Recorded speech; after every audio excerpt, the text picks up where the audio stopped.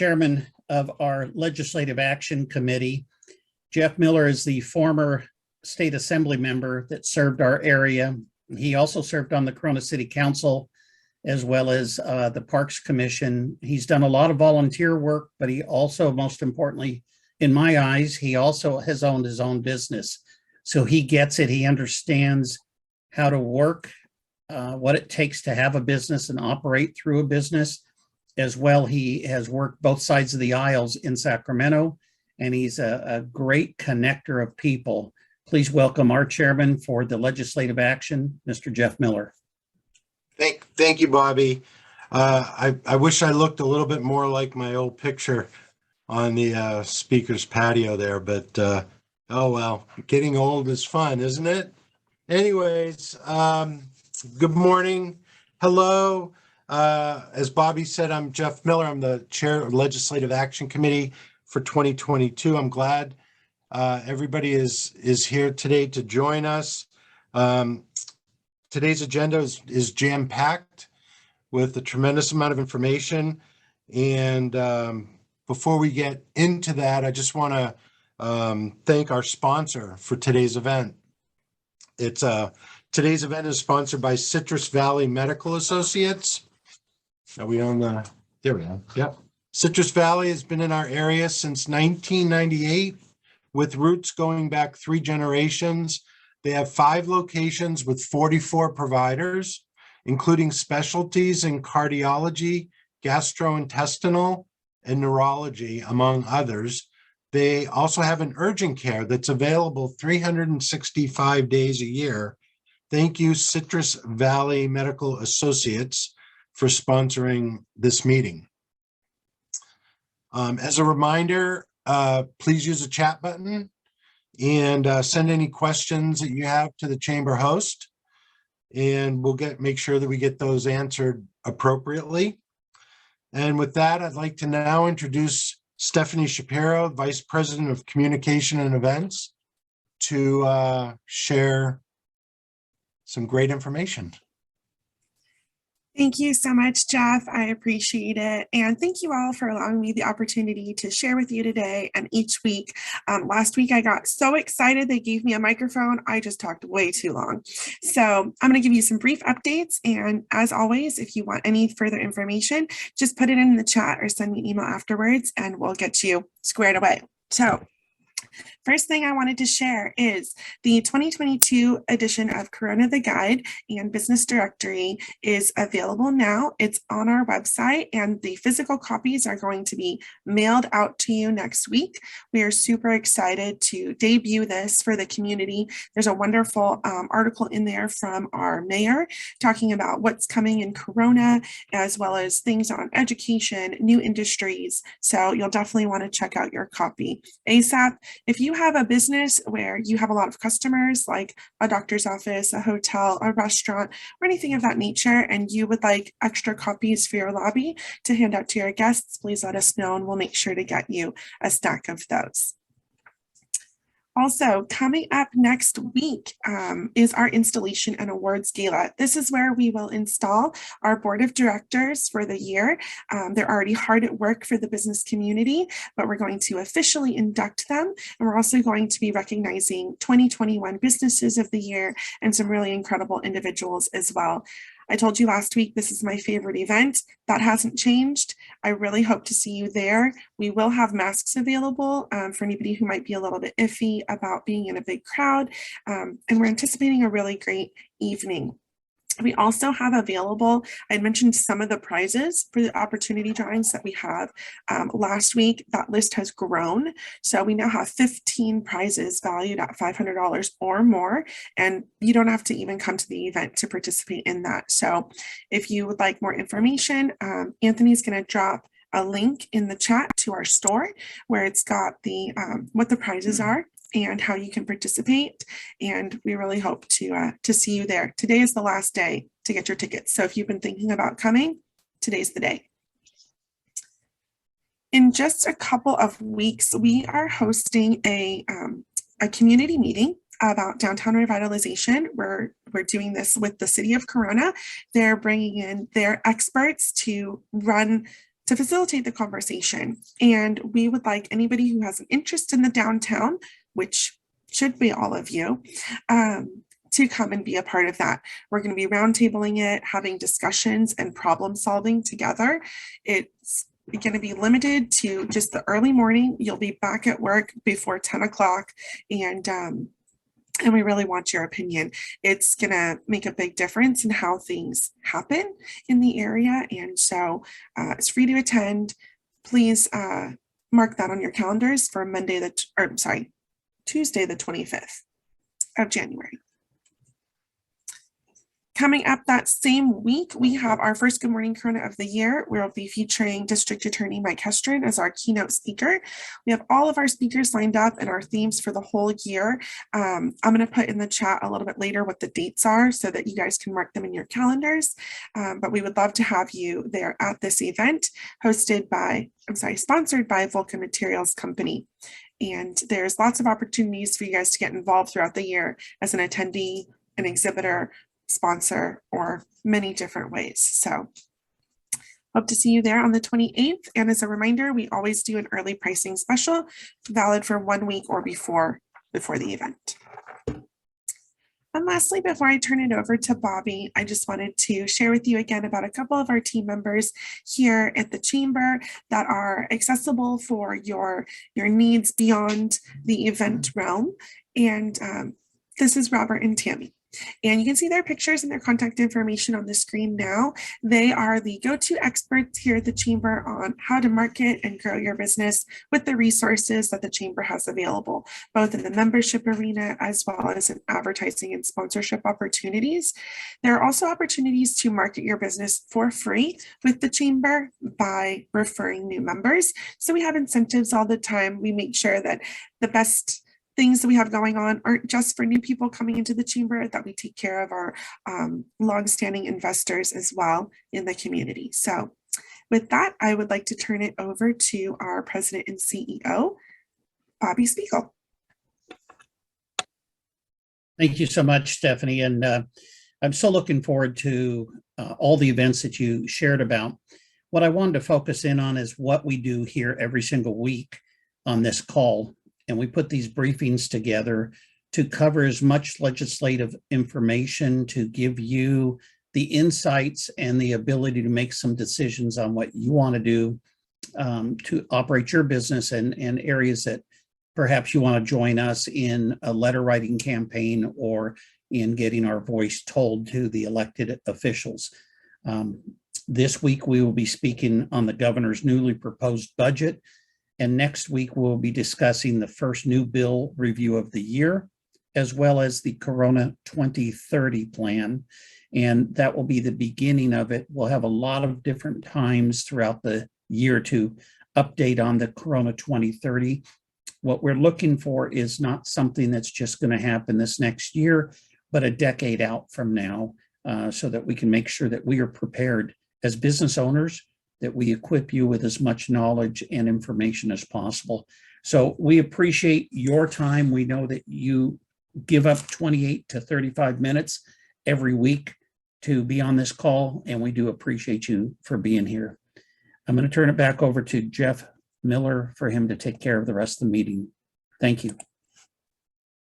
Thank you, Bobby. Thank you, Stephanie, for a great report. You always brighten up my day. And you do too, Bobby.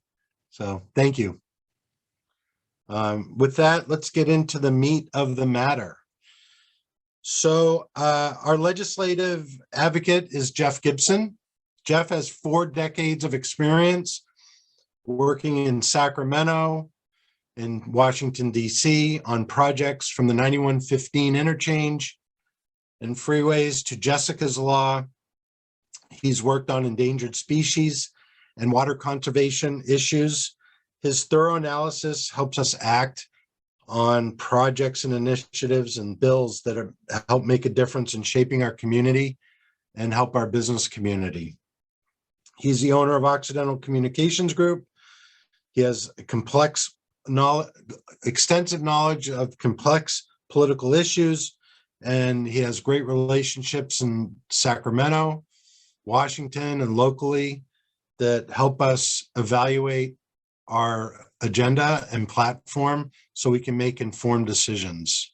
Mr. Jeff Gibson. Hey, thank you. Thank you, Chairman. Thank you, everybody. I noticed that in your very specific list of people that brighten your day, I was not on it. So with that, We'll make that judgment after your report. Yeah, Jeff, Mr. Gibson, Well, it's all about the presentation. So if you can keep it light and happy so that we know we're in business for the right reasons, then he's gonna, yeah.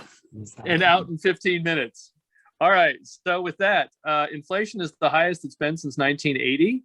And actually, if you use the figures from the way that the inflation was measured in 1980, which was actually a very unsophisticated way of measuring inflation, in which we looked at all of the goods that were on sale in the marketplace and checked them against prices that they had previously been on sale for, and then reported that rate as inflation. You can see that we actually may very well be in the highest rate of inflation that we have ever experienced as a country. So with that, I think I'm off the Stephanie, Bobby, brighten everybody's day list and on to and off into the bright blue yonder on the California budget request from the governor. The governor issued it earlier this week.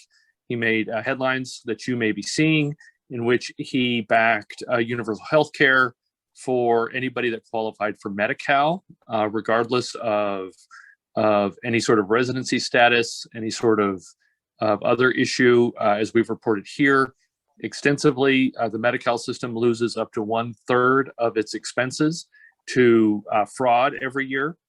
So, and that's by their own figures. That's not Jeff Gibson figures or assembly figures. That's actually when the Medi-Cal directors have to stand in front of the legislature and say why there should be a Medi-Cal system. They admit that anywhere from 20 to 35% of their budget goes to provable fraud. So we've never had a governor before back universal health care in such a way. So that's going to definitely be something that we're going to be talking to you about in coming weeks. But one of the great things that we did have happen is the Inland Empire this year was very, very organized through their legislative caucus. And so the Inland Empire Legislative Caucus stretches out across the 2-county area of San Bernardino and Riverside. It includes very conservative members. It includes very progressive members and everything in between. And they all signed the legislative caucus message this year. And it's almost exclusively focused on infrastructure. And it's a $2.45 billion request for infrastructure programs that would be funded out of the $45 billion budget reserve that has been generated for the upcoming budget year. So the upcoming budget year, just for reference, before we get too far into it, starts July 1st, 2022, runs through July 1st, 2023. Current estimates are that there will be a budget surplus of about $45 billion. So out of that, about $30.1 billion can be spent on one-time projects. And of that $30.1 billion, the Inland Empire is requesting $2.45 billion. We are home to 4.6 million people. We are regularly rated as one of the lowest major urbanized areas in terms of infrastructure available per capita. We have one of the lowest numbers of hospitals in the country per capita. We have, which we can tell in Corona, and we've talked about substantially, we have one of the lowest number of lane miles or equivalent passenger trains, almost by any measure. For whatever reason, the Inland Empire is very underserved for infrastructure that would be considered absolutely necessary for almost any other state or region in the country. So with that, it's obvious that RCTC and the San Bernardino County Transportation Agency worked very closely with our legislative leaders. And on the first day of the budget request going out, we were amongst the first to have our request in. And so 3 of those major projects are here. One of them is going to have a great impact immediately upon opening in Corona specifically, and that's $625 million from major Riverside County road projects, including $500 million for I-15 toll lanes through the south part of Corona and all the way through into Lake Elsinore. So there, as anyone who is in the south part of town knows, there's a great deal of cross traffic as you are approaching the I-15 91 interchange for people that are quickly getting on the freeway to try and get over to the regional toll lanes so that they can get to work or get home. And the further we can push those toll lanes down, they're often called lane drops. There are other lane drops that are associated with it on the free lanes as well. And by eliminating those, obviously, that is going to eliminate a lot of the bottlenecks. Wes Speak, our mayor, who I believe is on the line. And Wes, correct me if I'm wrong on any of this.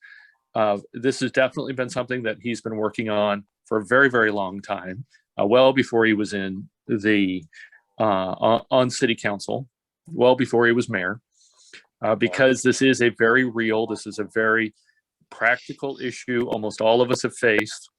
I remember one time I was driving from Lake Elsinore up to Corona and was just amazed.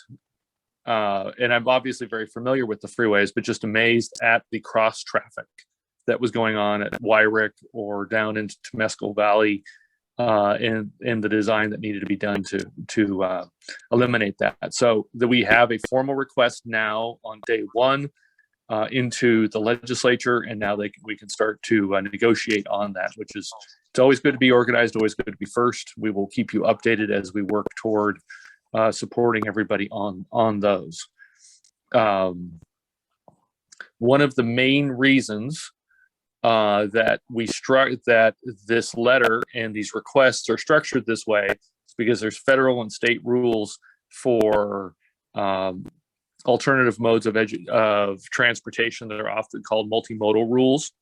And in years past, the Inland Empire did not compete very well for road money in comparison to Los Angeles, in comparison to San Francisco, in comparison to San Diego, in comparison to Phoenix or other areas, because we had such a small amount of quote unquote multimodal transportation projects built. So that's trains, that's commuter rail, that's light rail, those are buses. Now, for most of us on this call, for most of us during our commuting day, those have very little impact on actual traffic. You're looking on a maximum of 1 to 2, maybe 3 at a maximum. For a special event, they have an bottom line impact of about 8% on your traffic. They're helpful, but this is definitely something that the system is set up to advantage cities and counties that have these legacy systems. And so we have to show that we're interested in participating in that system, and there are people that do ride these systems. So as part of that, the other 2 main pieces of the puzzle for the Inland Empire transport infrastructure request were $230 million for MetroLink, basically to finish the 3rd line so that there could be multiple lines headed through the Fullerton station through Western Riverside County in time for the 2028 Olympics. I know everyone is excited for the 2028 Olympics to come. I know I already have my triple mask with the 5 Olympic rings on it. I was very disappointed yesterday to see Dr. Fauci testifying on why everyone needs to be wearing masks while not wearing a mask.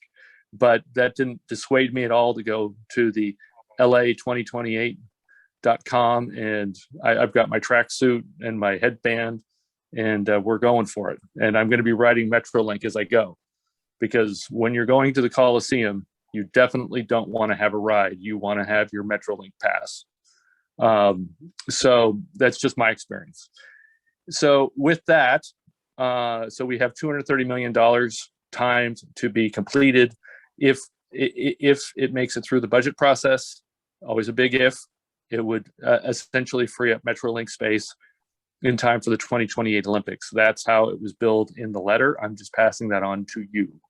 And then 50 million of the 2.45 billion that we've asked for is to extend Metrolink from LA to the Coachella, to the Coachella Valley, which would make for a tight 3.5 hour train ride daily.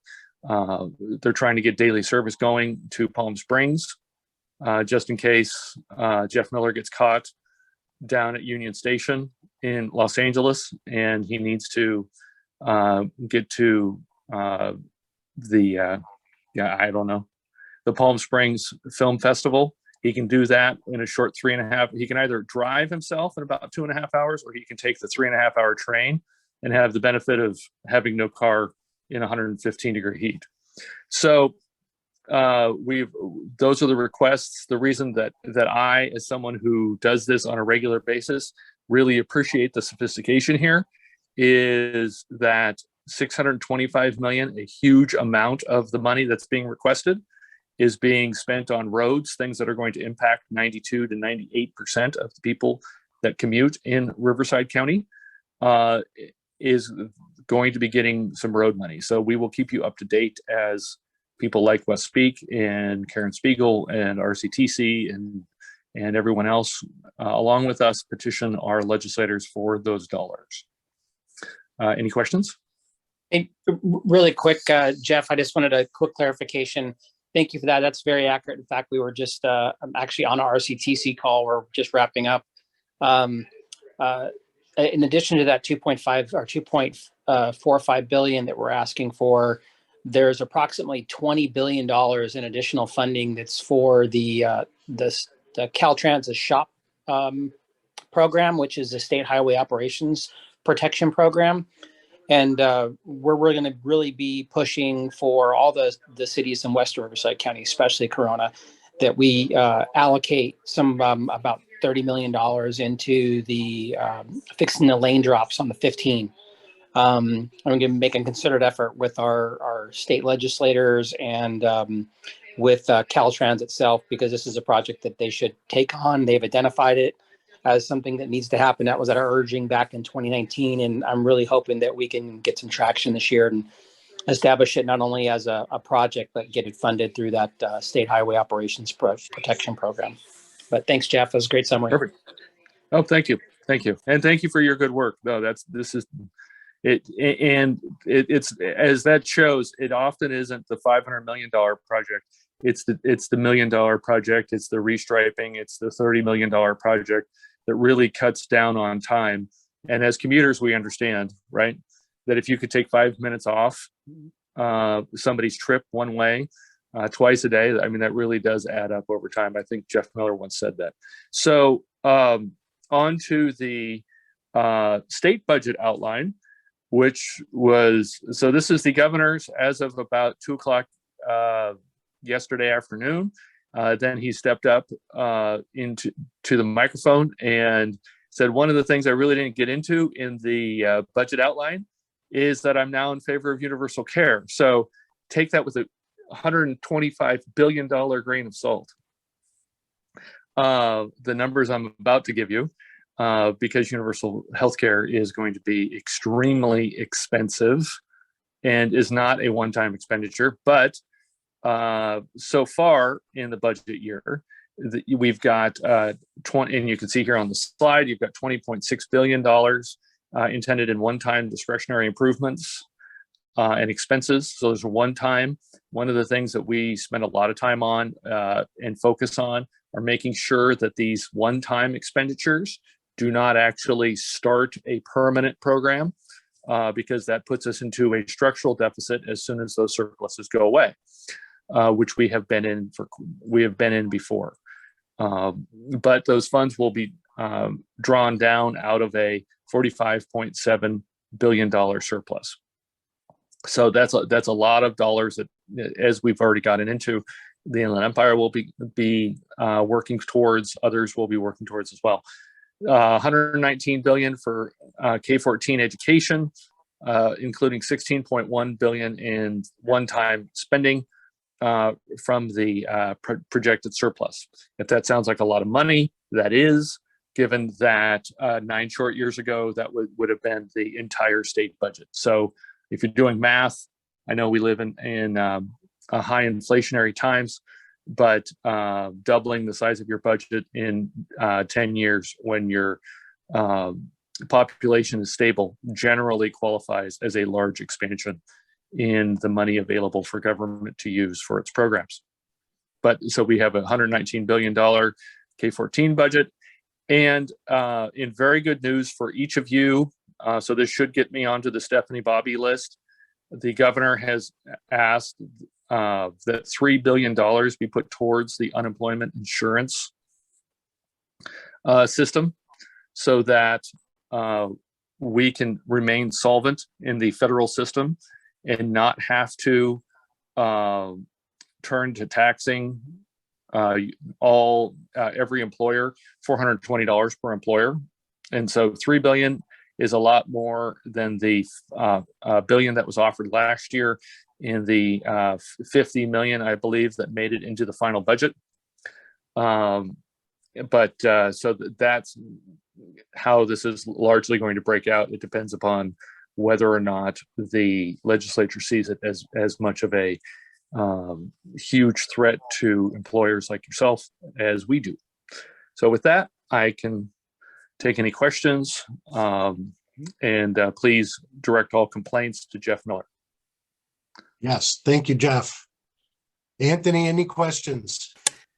There are no questions specifically on the budget itself.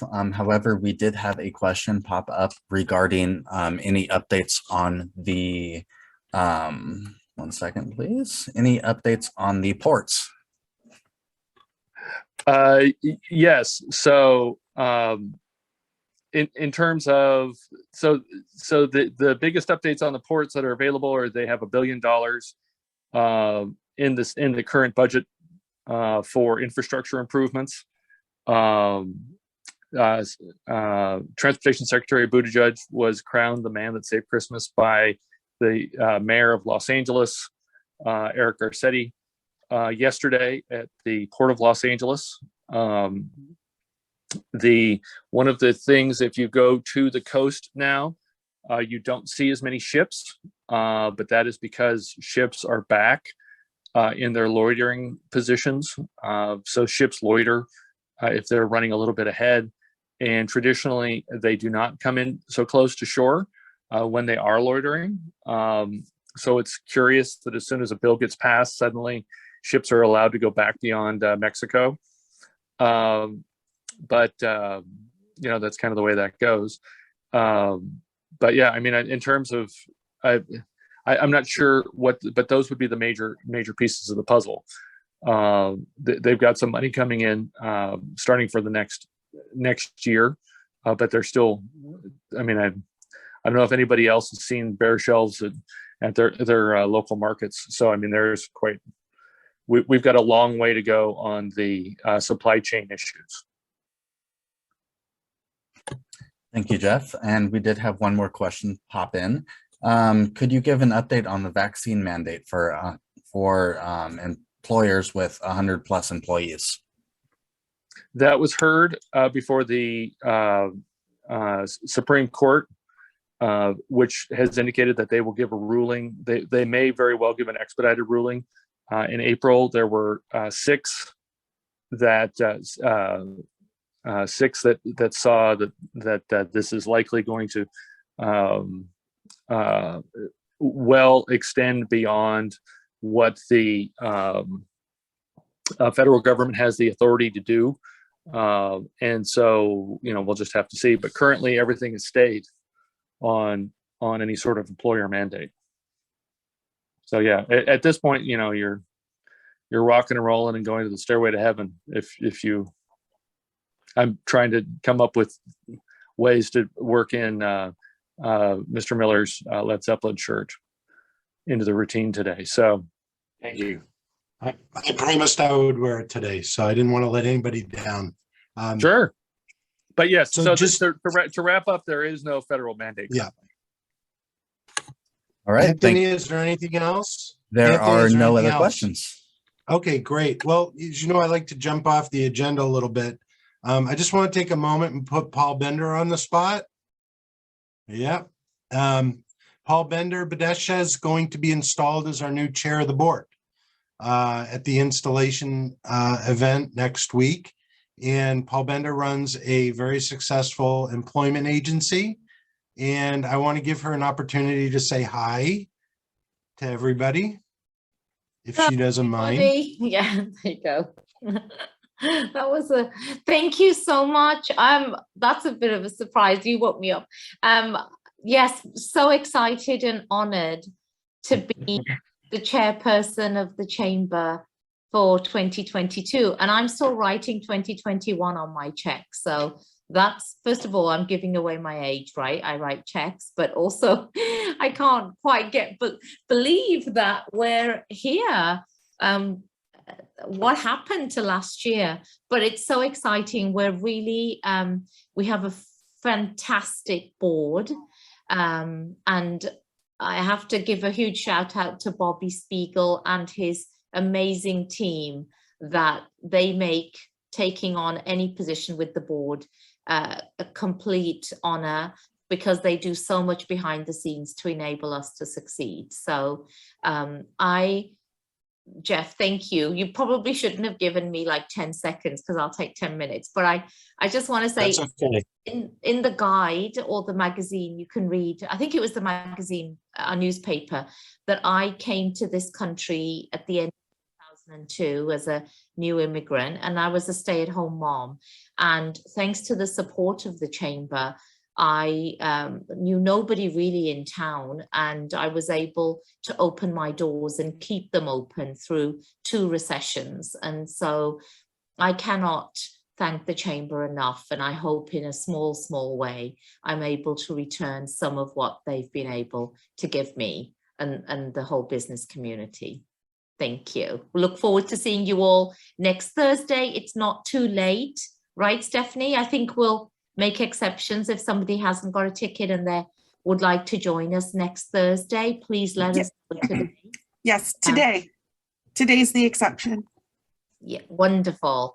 And of course, it's taking place right in Corona at our very own Eagle Glen Golf Club. So we believe in supporting our local businesses in every way possible. And we know that it's a blessing and an honor to be involved in the Corona Chamber, a 112-year-old institution. Go figure, right? So thank you. You know, Jeff, real quick, Paul Bender is Yeah. the perfect person to be our chair during this time, because she runs a small business, but she also works with large organizations, large manufacturing, large employment count. So she gets it. She's got her hand on the pulse, and she totally understands what's necessary. And thank you for the kudos that you've sent to me and the chamber staff. We'll evaluate that in a year, see if you still feel that way. However, we're very excited about the installation, and you all, if you do decide to register and come to the event, you will be enlightened by her talk. She's got a lot of wisdom that she's going to share that night. You don't want to miss it. You want to be there in person, right there, to hear it right from her. Thank you, guys. Thank you, Bobby. Thank you, Paul Bender. Thank you for allowing me to jump off the agenda a little bit. If you have any ideas, questions, concerns, please reach out to your representatives. Assembly Member Sabrina Cervantes and Senator Richard Roth, who has contact information up on the screen, so you can contact their offices. Before we end today's call, I just want to thank a few people that have joined us on the call. First and foremost, our Mayor of Corona, Wes Speak. Thank you, Wes. We have Annette Dumont from the Riverside County Office of Education. Kimberly Saran from Senator Richard Roth's office. Brad West was on from Assemblymember Sabrina Cervantes' office. And Norco College President, Dr. Monica Green. Thank you all for being part of the call. With that, I'd like to thank again today's sponsor, Citrus Valley Medical Associates, group that is super involved in our community and are committed to always delivering outstanding service equally to all their patients at all their offices. Learn more at their website, themightydocs.com. If you'd like to sponsor a future briefing, please contact the chamber and become part of this. Be sure to join us next week, January 19th. And we kind of laid the foundation for us to follow legislation and budget issues. And thank you, Jeff, again for giving us such a detailed explanation on the budget. Thank you, everybody, for attending. Our meeting is adjourned.